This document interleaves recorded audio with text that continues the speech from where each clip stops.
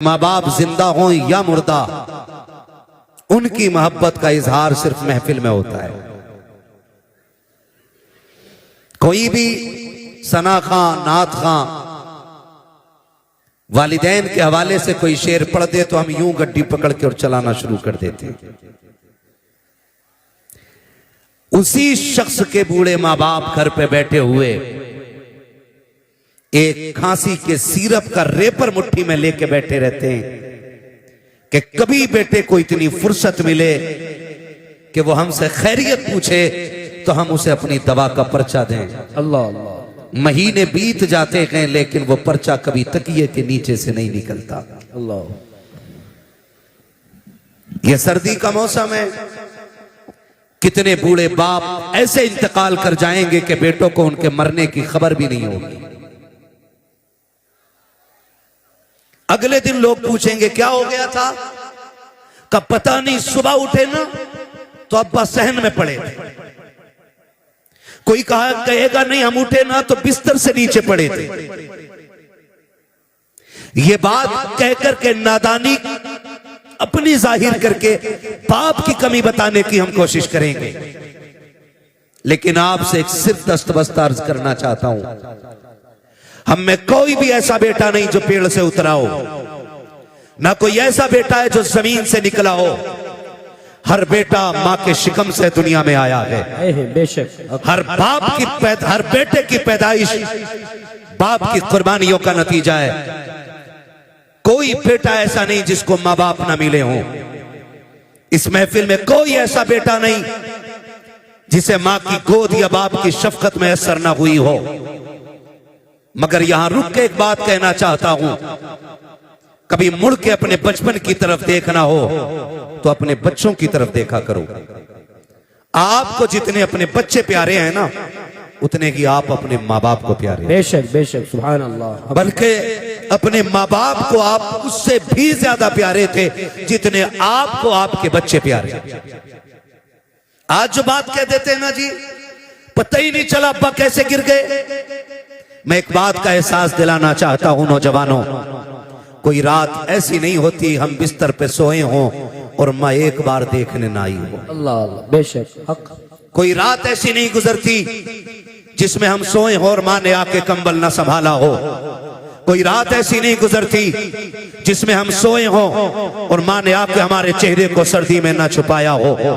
क्यों आती है माँ, किस लिए आती है? सिर्फ इसलिए माँ बिस्तर के चक्कर लगाती रहती है कि मेरा बेटा कमजोर है, छोटा है, रजाई गिर गई तो उठा ना पाएगा, अगर सो गया तो नादानी में उसको सर्दी का एहसास नहीं होगा। ये सोच करके माँ तीन तीन चक्कर बेटों के बिस्तर के लगाती है। आज मैं पूछना चाहता हूँ, कल जब हम कमजोर थे हमारी माँ बिस्तर के चक्कर लगाती थी, हमारा बाप रजाई को संभालता था। आज माँ बाप इतने कमजोर हो गए हैं कि अपनी रजाई नहीं संभाल पाते हैं। हम ऐसे मजनू बने कि बीवियों के पल्लू में लिपट के ऐसे सो गए कि माँ पानी के लिए तड़पती रही। एक आवाज पे लब्बैक कह के हम नहीं उठे हैं। तुम्हें क्या लगता है ये जो आंगन में गिर के मर गया है ये बिला वजह मर गया है? ये जो नल की टंकी पे गिरा है ये बिला वजह गिर गया है? नहीं नादान, जरा उठ के रातों के सन्नाटे से पूछ, घर की दीवारों से पूछ कि ये अकेला कैसे गिर के मर गया, तो तुझे घर की छत बताएगी। तू जब ख्वाबे खरगोश में था, इसको रात के सन्नाटे में प्यास लगी थी, इसने ये कहा था बेटे मुझे पानी पिला दे, बेटे मुझे पानी पिला दे। एक नहीं 70 आवाजें दी थी लेकिन तेरे कान पे जू नहीं रिंगी। तू बिस्तर पे लेटा रखा, प्यास बर्दाश्त से बाहर हुई। इसने अपनी कमजोरी को अपनी ताकत बना करके बिस्तर को छोड़ा, हौसले का सहारा लिया, चंद कदम चला था, बुढ़ापे में चलने नहीं दिया। गुर्बत और कमजोरी ने इसको बहका के गिराया। जैसे ये गिरा के सर जमीन पे लगा के अब इसका इंतकाल हो गया है। उसके बाद बेटों को चैलेंज करता हूँ, सिर्फ मस्जिद के इमाम के कदम नहीं, हरमे काबा में चले जाओ, काबे के चादर को खिलाफ को चूमते हुए मर जाओ। खुदा की कसम अगर माँ बाप नाराज गए हैं, काबा तो क्या है, मदीने में भी मर जाओगे तब भी खुदा तुमसे राजी नहीं हो सके। नारे तकबीर, नारे रिसालत, अज़मते वालिदैन, नारे हैदरी। माशाअल्लाह, बहुत खूब। आपसे मेरी गुजारिश है, बाप मर गया, क्या पता ही नहीं चला, कैसे गिर गए? मेरी चारपाई तो वहीं पड़ी थी। तुझे पता है मां भी सोई थी, तू भी सोया था, और तूने नींद में आहिस्ता से कहा था मां, तुझे दूसरी आवाज देने की जरूरत नहीं पड़ी थी, मां ने उठ के सीने से लगा लिया था। बेशक बेशक हक। आज कहीं को इस प्यार की जरूरत नहीं है। आज से मैं कहना चाहता हूं, खुदा के वास्ते मां बाप है ना, इज्जत कर लो, कदर कर लो। कल दौलत होगी, मां बाप नहीं होंगे तो सिवाय रोने के कुछ नहीं होगा। तेरी मेरी औकात क्या है, हैसियत क्या है? मेरे नबी को देख, अल्लाह ने 2000 से ज्यादा लक़ब अता फरमाए। माशाअल्लाह सुभान अल्लाह। बोले जरा, थक गए। 2000 से ज्यादा लक़ब अता फरमाए, लेकिन एक दिन मेरे नबी ने 10,000 सहाबा की इमामत फरमाई। कितने सहाबा की? 10,000। पीछे वाले भी बोले कितने? 10,000 सहाबा की इमामत मेरे नबी ने की। फारिग हुए, दीवार की टेक लगाई, घुटनों पे हाथ बांधा, सर घुटनों पे रख के हुजूर ने रोना शुरू कर दिया। उमर जैसा गुलाम दौड़ के आ गया, हुजूर बात खूब। किसने तकलीफ दी है? अगर किसी ने दुख दिया है ना तो हुजूर बेटे पाले ही तेरे लिए। बेशक। अगर किसी ने उंगली उठाई है बाजू कलम कर देंगे, किसी ने आंख दिखाई है गर्दन काट देंगे। उमर किसी ने कुछ नहीं कहा है, फिर हुजूर रोए क्यों? फरमाया आज मेरी माँ याद आ गई है। सुभान अल्लाह। आज मेरी माँ याद आ गई है। चैलेंज के साथ कहता हूँ, इस महफिल में बूढ़ा बैठा हो कि जवान बैठा हो, आपको क्या लगता है कि माँ की कीमत नहीं है? माँ इतनी कीमती है। जाओ तो तुम्हारी नजर में इस महफिल में सबसे बूढ़ा दिखाई दे, उसका हाथ पकड़ के पूछना क्या माँ की याद आती है कि नहीं? उसके बाल सफेद हो गए, सर के बाल सफेद हो गए। जब तुम उसके माँ के बारे में सवाल करोगे ना, उसकी आंखों में झांक के देखना, उसकी आंखें नील झील की तरह भीग जाएंगी, और वो कहेगा आज भी ऐसे लगता है जैसे माँ दरवाजे पे खड़े होकर इंतजार कर रही है। आज भी ऐसा लगता है जैसे माँ आवाज दे के कह रही है पगले शाम हो गई है लौट आ, देर हो गई है घर आ जा। एक 70 साल के बूढ़े को भी आज माँ की याद आया करती है। खुदा की कसम खा के कहता हूँ, मुकद्दर वाले के जिनके सर पे माँ की ममता कहाँ चल गए।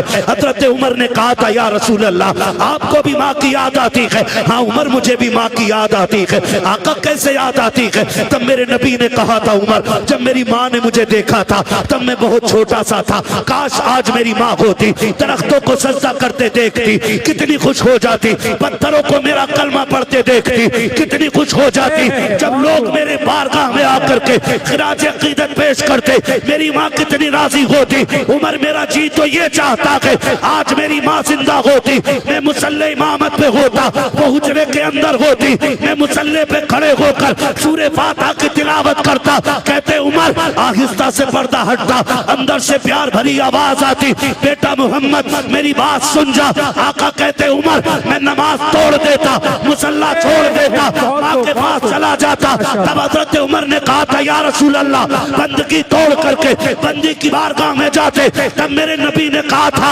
हाँ उमर मैं ऐसा ही करता, इसलिए कि अगर माँ राजी होती है तभी खुदा राजी हुआ। नारे तकबीर, नारे रिसालत, अज़मते वालिदैन, अज़मते वालिदैन, नारे हैदरी। माशाअल्लाह बहुत खूब। आज हमारे माँ बाप एक रोटी के लिए रोते हैं, गरम रोटी के लिए, एक गरम रोटी के लिए। सर्दी आ गई है ना, अल्लाह रोटी जल्दी ठंडी होती है, जल्दी ठंडी होती है। पहली बात तो उन्हें जो मिल जाए उसी को नसीब समझ के खाते हैं। बेशक ही नहीं, वो सोचते हैं ये मिल रही है बड़ी बात है, ये मिल रही है बड़ी बात है, ये समझ के बेचारे ठंडी रोटी पे गुजारा कर लेते, ये समझ के बेचारे ठंडी रोटी पे गुजारा कर लेते। और अगर हिम्मत करके वो ये कह भी देना बेटे एक गरम रोटी मिल जाती, और अगर बहू से कह दिया ना तो बहू सर पे उठा लेती है, सर पे उठा लेती पूरे घर को, और डायरेक्ट ताना देती है बेटियों के दौर में बड़ी गरम रोटी खाई थी जो अब खाओगे। मैं बहुओं से कहना चाहूंगा जबान को ताला लगा। अल्लाह तू 26 साल के बाद आई है, तूने बना घर देखा है और ताने उस बेटी के दे रही है जिसने छप्पर से लेके जवानी तक बाप की इज्जत पे दाग ना लगने दिया। माशाअल्लाह, बहुत खूब। हक। तू उसके बारे में बात कर रही है। मैं बेटियों से कहना चाहूंगा, खुदा करे भरे घरों में जाओ, अगर खाली हो तो तुम्हारे कदमों की बरकत से भर जाएं। बेशक। लेकिन कभी किसी बूढ़े को यह ताना न देना कि तुमने बेटियों के दौर में बड़ी गर्म रोटी खाई है। दो बातें कहूंगा मैं, सिर्फ दो बातें। पहली बात तो यह कहूंगा मैं कि जब ये जवान था ना, तो ये पत्थर के और लोहे के चने चबा जाता था। इसको कभी ठंडा ठंडा ही नहीं लगा और गरम गरम नहीं लगा। मैं एक दिन स्टेशन पे देख रहा था, मुझे हैरत हुई।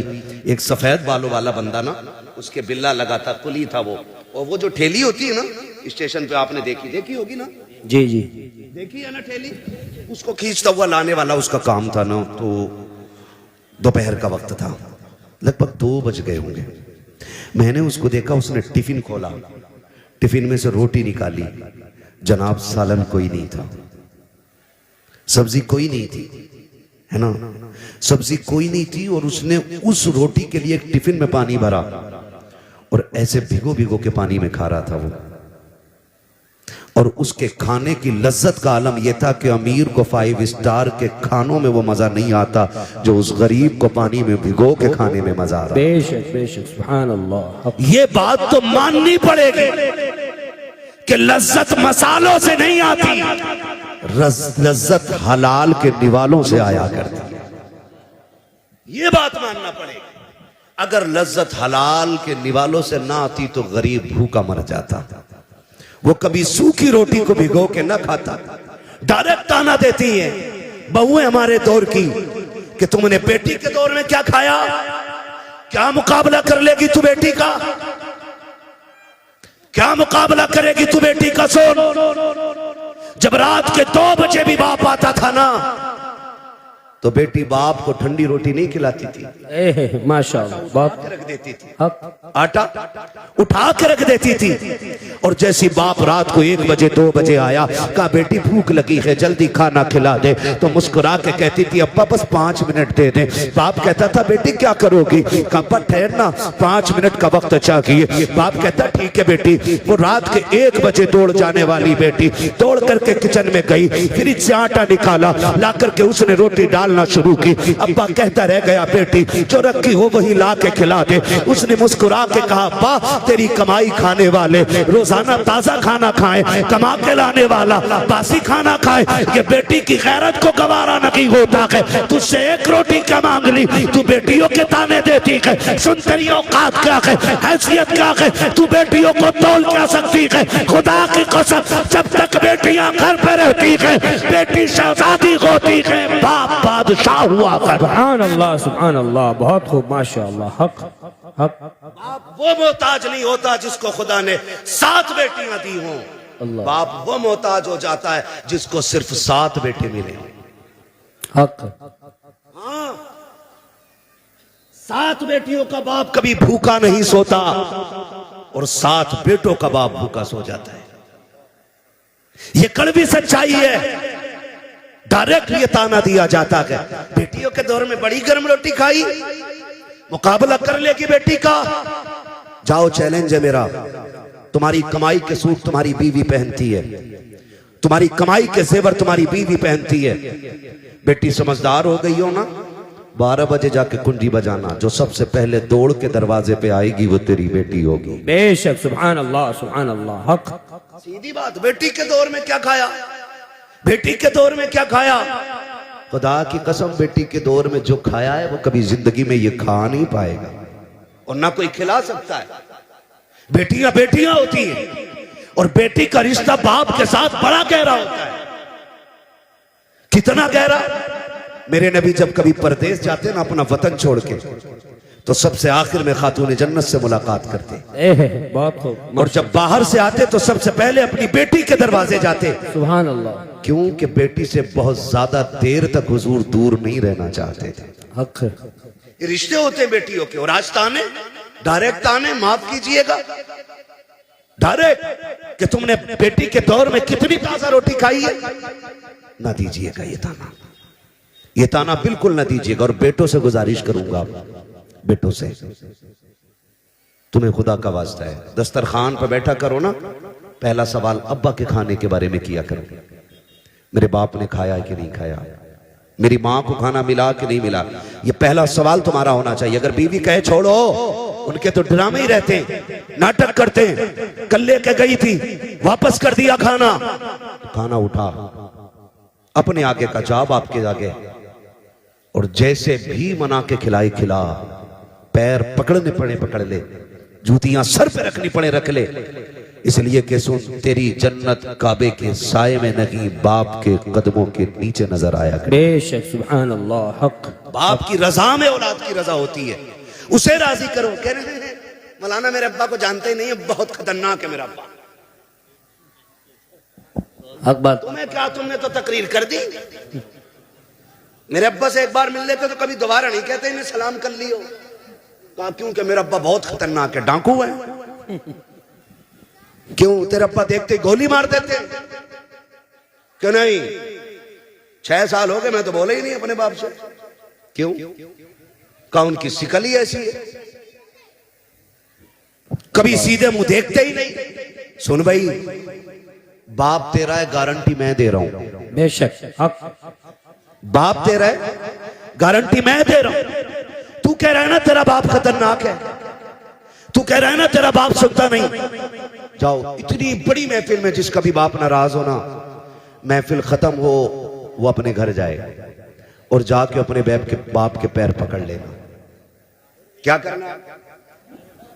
जोर से पैर पकड़ना। नाराज होकर बैठे बड़े समझदार लड़के, कह रहे आप जरूरत ही नहीं अब्बा की, LLB कर रखा मैंने, अब्बा को भी 6 महीने की करा दूंगा। सारे कानून सीख ही अब्बा के लिए रहा है। हाँ, सारी ताकत बाप को दिखाते हैं हम लोग। कह रहे अब जरूरत ही नहीं है बाप की, गारंटी है मेरी। बाप तेरा के नाराजी तुझसे है, तुझसे नाराजगी है, 6 साल तेरे बीत गए हैं, जाकर तूने आज तक माफी नहीं मांगी है। महफिल खत्म हो जाए, बाप के कदम पकड़ लेना और जाकर उसके पैर दबाना शुरू करना। सुन, तेरा बाप है, कितना भी गुस्से वाला है, मेरी बात दिल पे लिख के ले जा। जैसे कि उसकी आंख खुलेगी, वो पूछे कौन है, कह देना अब्बा मैं आ गया हूँ। वो कह क्यों आया है, कहते माफ कर देना, मुझसे बड़ी गलती हो गई, 5 साल तुझसे दूर रहते हुए हो गए हैं, अब्बा माफी लेने आ गया हूँ। जा, कितने भी गुस्से का क्यों ना हो, उसकी आंखों में झांक के देखना, आंखों में आंसू आएंगे, गलती तेरी है, रो के बाप दिखा देगा और कहेगा चाहता क्या है, कहते माफ कर देना।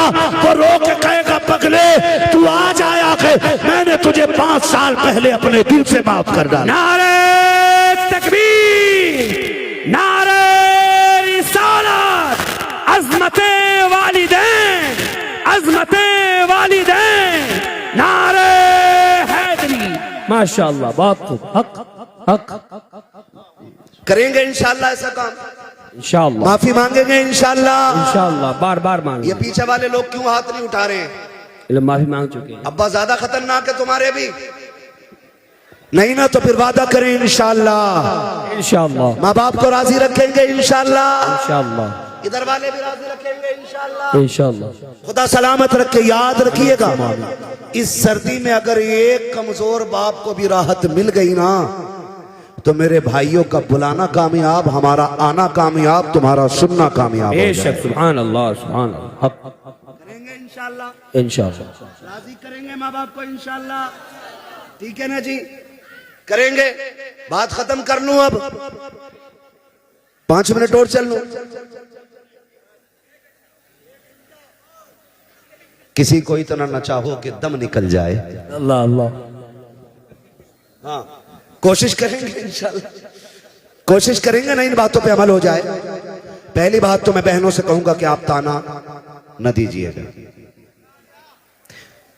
औरतों से मेरी गुजारिश है, बहुओं से खास कर बहुओं से मेरी गुजारिश है, तुम्हारी जन्नत तुम्हारे शोहर की रजा में है। माशाअल्लाह, बहुत खूब, हक है। माशाअल्लाह, बाप के नाम से दिया, माशाअल्लाह, हक है। हाँ जी, ये माशाअल्लाह। आज माफी मांग लेंगे, सुभान अल्लाह। तवज्जो है सारे लोगों की। बहुओं से गुजारिश करूंगा, तुम दुनिया में मेले करने नहीं आई हो। अभी ना हसन भाई, हम लोग आ रहे थे तो किसी के हाथ में फुलझड़ी, किसी के हाथ में गुड़िया, हाँ कोई हाथ खाली नहीं, किसी को कुछ नहीं तो सर पे ही कुमकुम लगा लिया। वो या तो तेरे घर की बेटी है या मेरे घर की बेटी है। यहां पे कोई गैर की बेटी नहीं, जोर से नहीं है, कोई गैर की बेटी नहीं है। हमारी बेटियों की कंडीशन ये, हमारी बेटियों की कंडीशन ये, हमारी बेटियों की कंडीशन ये, बेटियों तुम मेले करने नहीं आई हो, तुम तो कनीज़े फातिमा ज़हरा बन के दुनिया में। बेशक, माशाअल्लाह माशाअल्लाह, बहुत खूब, हक। यही है ना जी। कुछ कहती क्या करें, बच्चे ही परेशान कर दें, बच्चे ले जा। बच्चे खाली तेरे नहीं, बच्चे खातून जन्नत की भी थी। बेशक, लेकिन मसला जो है ना, ये अब नहीं बिगड़ा बच्चों का, मसला पहले ही बिगड़ गया, पहले ही बिगड़ गया है। हुजूर सैयद साहब क़िबला तशरीफ फरमा, बड़ी बात कहने लगा हूं। लोग बात करते हैं कि इमाम हुसैन ने नेज़े पे कुरान पढ़ा, बड़े ताज्जुब की बात है। मैं कहता हूं कोई ताज्जुब की बात नहीं। इमाम हुसैन ने नेज़े पे कुरान पढ़ा, यह ताज्जुब की बात इसलिए नहीं क्योंकि अगर माँ फातिमा ज़हरा होती है तो बेटे नेज़ों पे चढ़ के कुरान पढ़ा ही करते। बेशक बेशक, नारे तकबीर, नारे